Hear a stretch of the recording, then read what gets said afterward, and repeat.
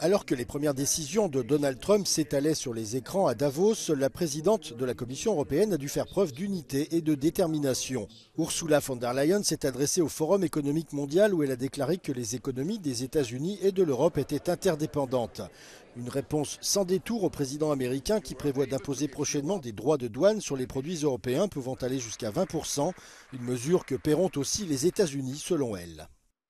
The trade volume between us is 1.5 trillion euros, representing 30% of global trade.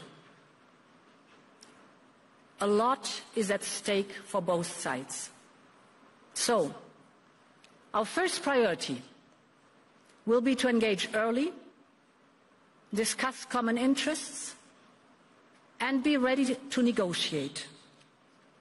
We will be pragmatic, but we will always stand by our principles. We will protect our interests and uphold our values, because that is the European way. La présidente de la Commission européenne a reconnu que si l'économie mondiale interconnectée était à son apogée au début du millénaire, elle est aujourd'hui fragmentée. Les changements politiques n'ont pas été propices à l'approfondissement de la coopération et l'UE doit s'adapter. But the world is changing. So must we. In the last 25 years, Europe has relied on the rising tide of global trade to drive its growth. It has relied on cheap energy from Russia, and Europe has too often outsourced its own security. But those days are gone. Ursula von der Leyen a adopté un ton plus conciliant que d'habitude avec Pékin. Bien que les droits de douane sur les voitures électriques fabriquées en Chine assombrissent les relations commerciales et donc politiques, la présidente a appelé à une coopération plus approfondie. 2025 marks 50 years of our union's diplomatic relations with China.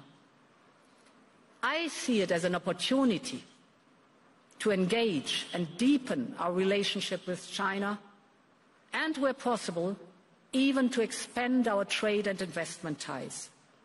It is time to pursue a more balanced relationship with China in a spirit of fairness and reciprocity. Ursula von der Leyen a ajouté que dans les semaines à venir, la Commission européenne présentera des propositions concernant par exemple la réduction des charges pesant sur les entreprises et l'extension de l'union des marchés de capitaux.